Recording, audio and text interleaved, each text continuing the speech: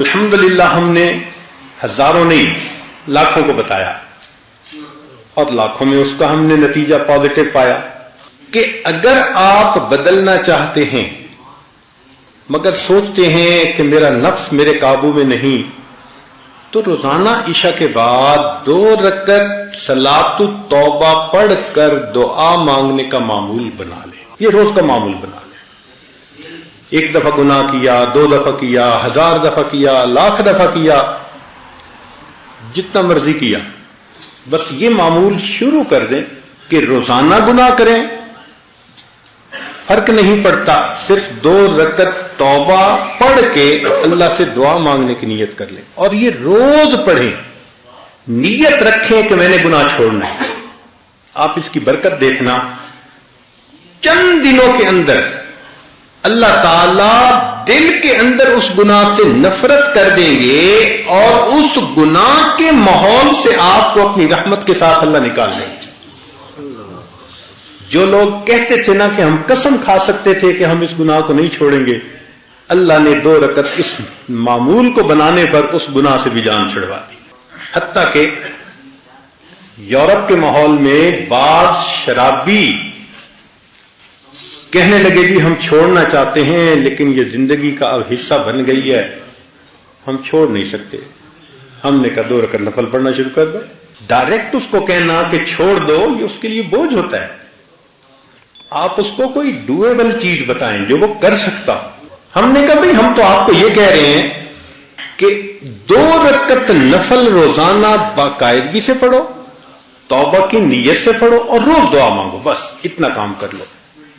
उसने कहा ये तो मैं साथ कर लूंगा। अब शराब भी पी रहा है, तौबा के नफल भी पढ़ रहा है, शराब भी पी रहा है, तौबा के नफल भी पढ़ रहा है, मगर ये चीज ज्यादा वक्त चल न सकी। कुछ ही अरसे के बाद अल्लाह ने बिल आखिर उसको तौबा की तौफीक अता फरमा दी। हमारे पास कई नौजवान आए, हजरत एक लड़की के साथ ऐसा ताल्लुक बन गया है कि मैं उसके बगैर नहीं रह सकता, और शरई ताल्लुक भी नहीं, गलत ताल्लुक है। भाई नफल पढ़ो। हजरत ने नफल तो पढ़ूंगा, ताल्लुक नहीं छूटता। हमने कहा भाई हमने ताल्लुक छोड़ने वाली तो बात ही नहीं की। हमने तो सुनने के बाद कि आप इस ताल्लुक में गिरफ्तार हैं, आप एक दवाई दी है, बस आप इसको इस्तेमाल करें, फिर इसकी जो तासीर होगी वो आंखों से देखना। अल्हम्दुलिल्लाह कि चंद ही दिनों में ये 2 रकत सलातु तौबा जो बंदा पढ़ लेता है, अल्लाह इसकी बरकत से दिल की दुनिया को बदल के रखे। तो जो नौजवान ये सोचे कि जी मैं गुनाह करता हूं, छोड़ नहीं सकता, तो भाई वो ये सोचे कि मैं नहीं छोड़ सकता, मेरा परवरदिगार तो मुझसे छुड़वा सकता है ना। तो अगर अल्लाह ताला हमसे छुड़वा सकते हैं तो हम 2 रकत नफल तो शुरू कर देना, फिर इस 2 रकत की बरकत देखना। मांगे अल्लाह से, भले शुरू में लगे कि मैं दिखावा कर रहा हूं, रियाकारी कर रहा हूं, छोड़ने का तो अंदर इरादा नहीं, और पीर साहब को खुश करने के लिए मैंने हां कर दिया था, बिल्कुल फिक्र न करें, करना शुरू कर दें। नमाज नमाज है। इन्न सलात तन्हा अनिल फहशाए वल मुनकर, कुरान मजीद की मोहर लगी हुई है इसके। आप अमल करके तो देखें इसको। तो अल्लाह रब्बुल इज्जत बिल आखिर बंदे के दिल में गुनाहों से नफरत डाल देते हैं, और जब अल्लाह ताला की मेहरबानी हो जाती है फिर अल्लाह ताला गुनाहों को भी नेकियों में तब्दील फरमा देते हैं। वो चश्मे मोहब्बत तो जो आए मोहब्बत है, वो चश्मे मोहब्बत तो जो आए मोहब्बत। जो आए मोहब्बत का मतलब मोहब्बत की मुतलाशी। वो चश्मे मोहब्बत तो जो आए मोहब्बत है, करके तो कोई देखे याराना जरा उनसे। चंद वो दुआएं जो सुबह शाम की हैं, आमतौर पर रोजाना पढ़ सकते आदमी, और उनके पढ़ने से नामे अमाल के शुरू में और नामे अमाल के आखिर में नेकी लिखी जा सकती है। वो दुआएं भी सुन ले। अबू हुरैरा रज़ियल्लाहु अन्हु ने रिवायत की, इसको इमाम निसाई ने اور ابن حبان نے اس کو روایت کیا کہ ابو ہریرہ عنہ فرماتے ہیں کہ نبی علیہ الصلوۃ والسلام نے فرمایا کہ جب بندہ سونے کے لیے اپنے بستر پر آئے اور یہ دعا پڑھے لا الہ الا اللہ وحدہ لا شریک لہ لہ الملک ولہ الحمد وہو علی کل شیء قدیر ولا حول ولا قوۃ الا باللہ العلی العظیم سبحان اللہ والحمد للہ غفرت لہ ذنوبہ او خطایاہ، اس دعا کے پڑھنے سے اس بندے کے گناہ اور خطائیں معاف کر دی جاتی ہیں وَإِن كَانَتْ مِثْلَ زَبَدِ الْبَحْرِ، وفی روایہ وَلَوْ كَانَتْ أَكْثَرَ مِنْ زَبَدِ الْبَحْرِ، اگرچہ اس کے گناہ سمندر کی جھاگ کے برابر کیوں نہ ہوں، اور ایک روایت میں ہے کہ سمندر کی جھاگ سے بھی زیادہ ہوں گے پھر بھی اس کے گناہ معاف کر دیے جائیں گے۔ تو اب اس دعا کو پڑھنا زندگی کا معمول بنا لیں۔ کس قدر آسان ہے اللہ رب العزت کی نعمتوں کو لینا۔ چنانچہ ایک دوسرا عمل بھی ہے، وہ بھی لیٹتے وقت کیا جاتا ہے، یک نہ شد دو شد، ایک نہیں بلکہ دو عمل۔ چنانچہ ابو سعید خدری رضی اللہ تعالیٰ عنہ روایت کرتے ہیں، کنز المال میں یہ حدیث مبارکہ ہے کہ جب کوئی بندہ لیٹنے کے لیے اپنے بستر پہ آئے اور پڑھے استغفر اللہ الذی لا الہ الا هو الحی القیوم واتوب الیہ 3 مرات، 3 مرتبہ یہ پڑھ لے، غفرت لہ ذنوبہ، اس کے گناہ معاف ہو جاتے ہیں، وَإِن كَانَتْ مِثْلَ زَبَدِ الْبَحْرِ، اگرچہ وہ سمندر کی جھاگ کے برابر ہوں، وَإِن كَانَتْ عَدَدَ وَرَقِ الشَّجَرِ، اگرچہ ساری دنیا کے درختوں کے پتوں کے برابر ہوں، وَإِن كَانَتْ عَدَدَ رَمْلٍ عَالِجٍ، اگرچہ ساری دنیا کی ریت کے ذرات کے برابر کیوں نہ ہوں، اللہ سب کو معاف فرما دیتے۔ اللہ اکبر کبیرہ، وہ کتنا کریم پروردگار ہے کہ جس نے اپنے بندوں کو بخشنے کے لیے کیا کیا آسانیاں پیدا کر دی ہیں کہ 3 مرتبہ یہ استغفار پڑھ کر انسان کے سارے گناہ معاف ہونے کی بشارتیں۔ اور اب ہمیں یہ احساس ہوگا کہ ہم کتنے نالائق ہیں اور کتنے بے وقوف ہیں کہ زندگی کا اتنا عرصہ ان دعاؤں کو پڑھے بغیر ہم نے گزار دیا۔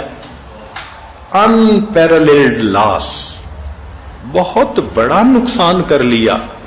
ہمیں واقعی اس پہ بہت شرمندہ ہونا چاہیے اللہ کے سامنے، اور بہت افسوس کرنا چاہیے، اور آئندہ اس چیز کی امپورٹنس کو دل میں بٹھا کے ان اعمال کو باقاعدگی سے کرنے کا اہتمام کرنا چاہیے۔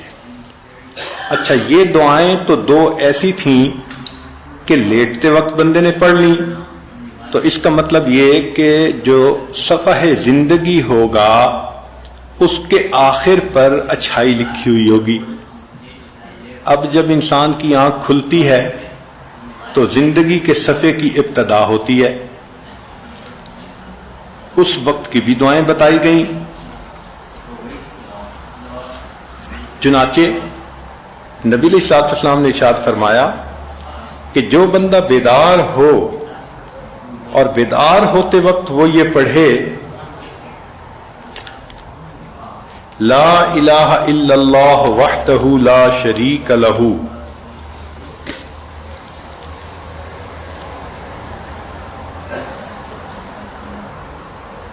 لا الہ الا اللہ وحدہ لا شریک لہ لہ الملک ولہ الحمد وہو علی کل شیء قدیر، الحمد للہ وسبحان اللہ ولا الہ الا اللہ واللہ اکبر ولا حول ولا قوۃ الا باللہ، ثم قال اللہم اغفر لی۔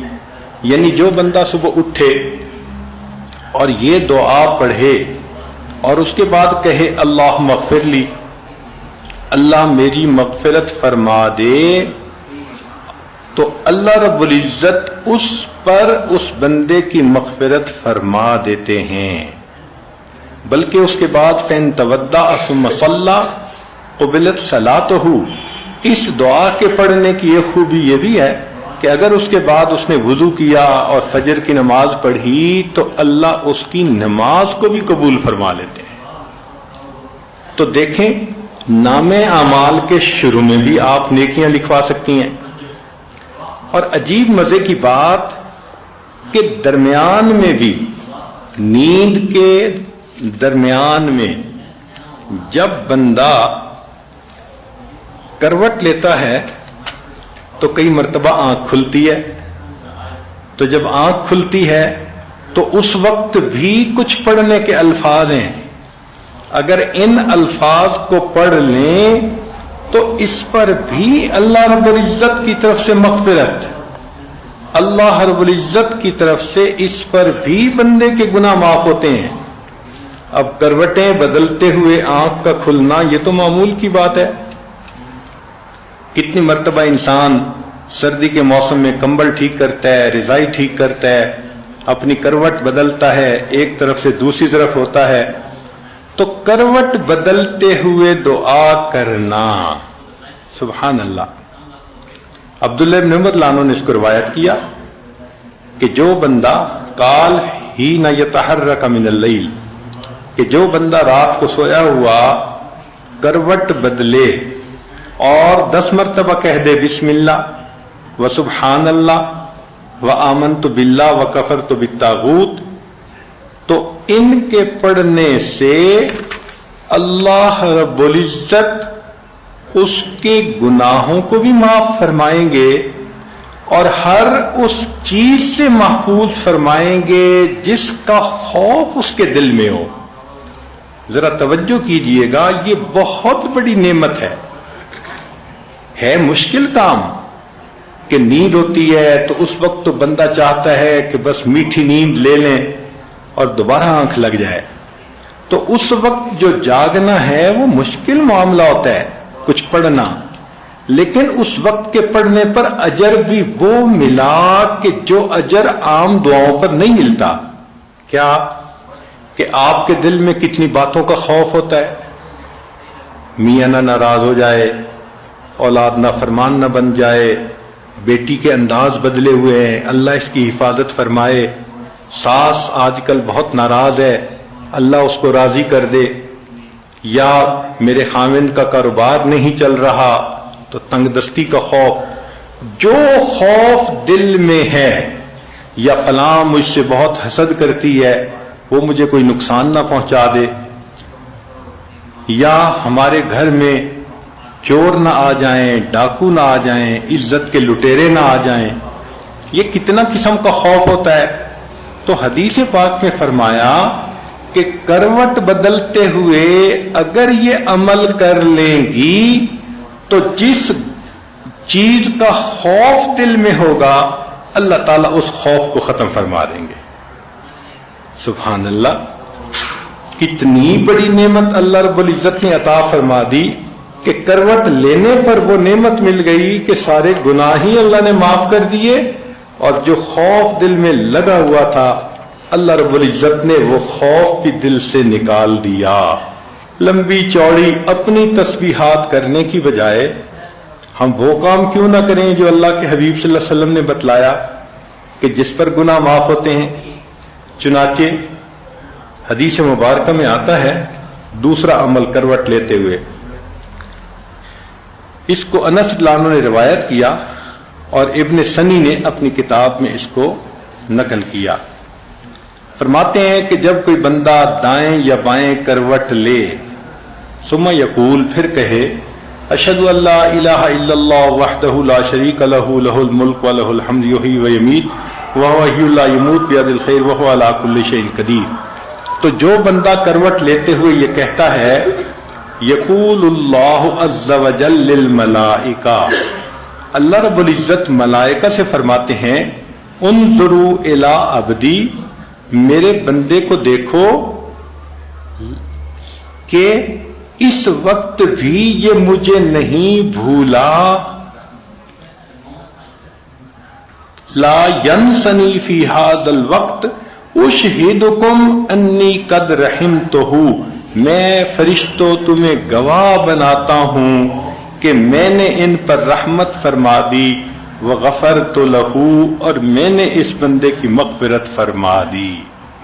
سبحان اللہ، کروٹ لیتے ہوئے ایک مرتبہ پڑھنے پر اللہ فرشتوں کو گواہ بناتے ہیں کہ میں نے اس بندے کے گناہوں کی مغفرت فرما دی۔ اللہ اکبر کبیرہ۔ تو یہ تو اللہ رب العزت کا کرم ہے اور احسان ہے کہ رب کریم نے ہمارے لیے اس طرح راستے کھول دیے کہ ہم آسانی سے اپنے گناہوں کی مغفرت کروا سکتے ہیں۔ اور اب دو باتیں اور ہیں، مختصر سن لیجئے کہ اس کو طبرانی نے روایت کیا، حضرت معاذ رضی اللہ عنہ اس کے راوی ہیں، فرماتے ہیں کہ جو بندہ اللہ رب العزت سے اس حال میں ملے کہ وہ اللہ سے حسن ظن رکھتا ہو، مغفرت کی امید رکھتا ہو،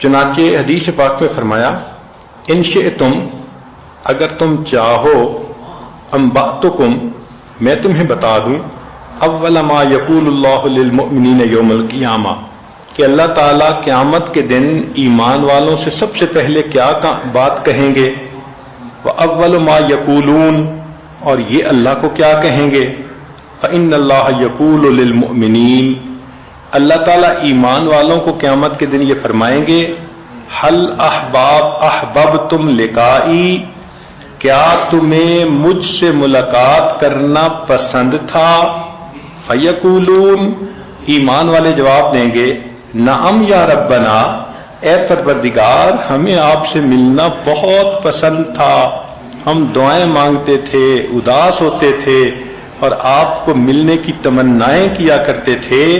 فیقول لما، اللہ پوچھیں گے کہ کیوں ملاقات مجھ سے کرنے کی تمہیں تمنا تھی، فیقولون، وہ جواب میں کہیں گے، رجونا عفوک ومغفرتک، اللہ ہمیں آپ سے مغفرت اور معافی کی امید تھی۔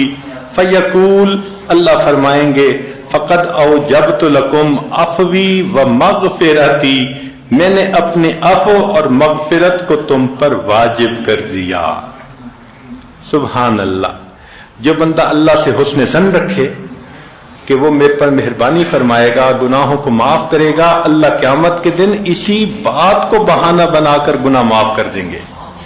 اور آج کی مجلس کی آخری حدیث مبارکہ، اس کو سلمان فارسی رضی اللہ عنہ نے روایت کیا کہ ان رسول اللہ صلی اللہ علیہ وسلم قال اذا رجف قلب المؤمن فی سبیل اللہ تحطت خطایاہ کما یتحط عذق النخلۃ ای ثمارها، کہ نبی علیہ الصلوۃ والسلام نے ارشاد فرمایا کہ جب مسلمان کا دل اللہ کے راستے میں کپ کپانے لگے تو اس کی خطائیں ایسے جھڑتی ہیں جیسے کہ تیز ہوا کے چلنے سے کھجور کے خوشے گر جاتے ہیں، یعنی درخت سے پھل گر جاتا ہے جیسے تیز ہوا کے چلنے سے، ایسے جس بندے کا دل اللہ کی عظمت کو سوچ کے کپ کپایا، اللہ کی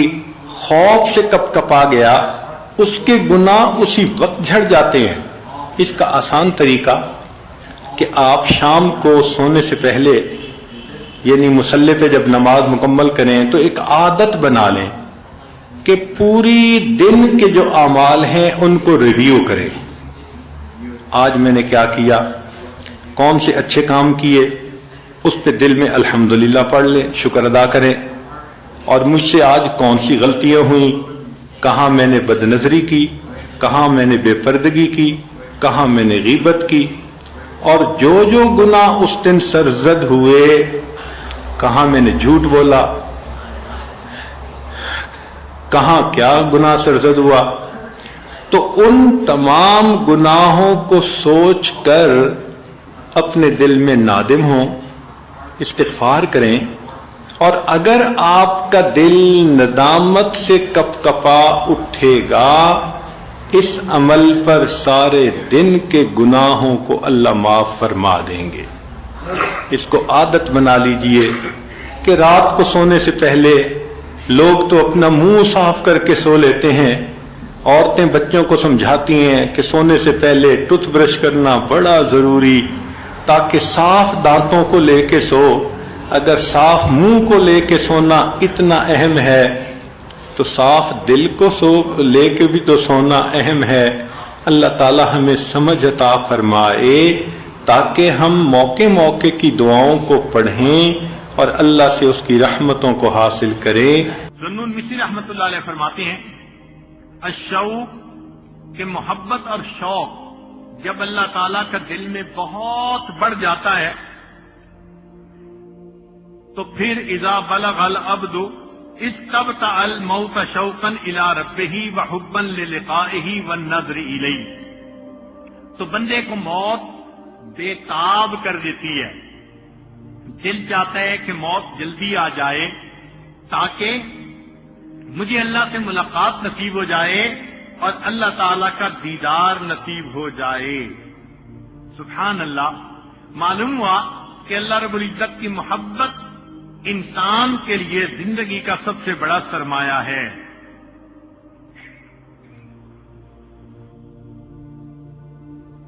فضیل بن عیاض رحمۃ اللہ علیہ فرماتے تھے کہ اگر کوئی بندہ یہ کہے اذا قیل لک تحب اللہ، اگر کوئی بندہ تم سے یہ پوچھے کہ تم اللہ سے محبت کرتے ہو، فاسکت، فرماتے ہیں کہ جواب میں چپ رہنا، بات مت کرنا۔ عجیب نکتے کی بات کھولی، فرمایا کہ جب کوئی تم سے پوچھے کہ تم اللہ سے محبت کرتے ہو، فاسکت، خاموش رہنا، فإن قلت لا کفرت، اگر تم نے کہا نہیں تو پھر کافر ہو جاؤ گے، وإن قلت نعم، اور اگر تم نے کہا ہاں، فلیس وصفک وصف المحبین، تو محبین کا وصف تو تمہارے اندر موجود نہیں، لہذا جھوٹ بولنے سے پرہیز کر لینا۔ اللہ اکبر کبیرہ۔ تو معلوم ہوا کہ ہم اگر اللہ رب العزت سے محبت کرتے ہیں تو ہمیں محبین کی صفات اپنے اندر پیدا کرنے کی ضرورت ہے، اور محبین کی یہ دلیل ہوتی ہے کہ ان کے ان یکون ذکر اللہ عندک احلی من العسل، اللہ کا ذکر ان کے نزدیک شہد کھانے سے بھی زیادہ مرغوب ہو جاتا ہے۔ اور آج اگر پوچھئے کہ بھئی معمولات کرتے ہیں تو جواب کیا ملتا ہے؟ جی مجھے تو وقت ہی نہیں ملتا، مجھے تو فرصت ہی نہیں ملتی۔ تو محبین کی تو یہ علامت نہ ہوئی نا کہ 24 گھنٹے گزر گئے اور مراقبے میں بیٹھنے کی 5 منٹ بھی توفیق نصیب نہ ہوئی، مہینوں گزر جاتے ہیں، تہجد کی توفیق نہیں ہوتی۔ یہ معلوم ہوتا ہے کہ انسان اللہ سے برائے نام محبت کا اظہار کرتا ہے، اس کے دل میں اللہ کی محبت نے جڑ نہیں پکڑی ہوتی۔ اگر محبت دل میں جڑ پکڑ جائے تو یہ کیسے ممکن ہے کہ انسان پورا دن اپنے رب کو یاد نہ کرے؟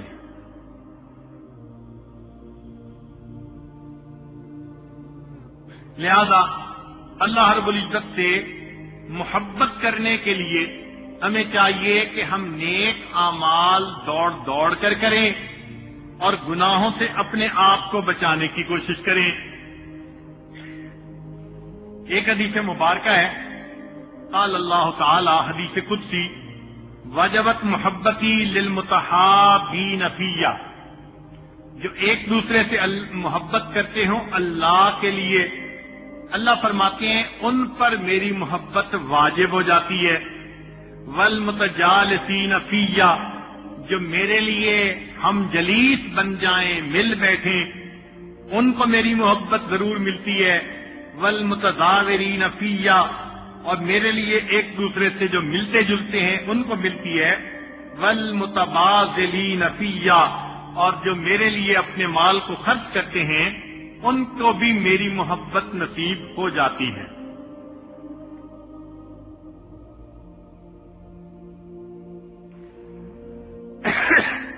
چنانچہ مسلم بن یسار رحمت اللہ علیہ فرماتے ہیں ما تلذذ المتلذذون بمثل الخلوة بمناجاة اللہ والانس بمحبتہ. جن لوگوں کو اللہ کے ساتھ محبت ہوتی ہے ان کو پھر اللہ کے ساتھ خلوت میں کیا مزہ ملتا ہے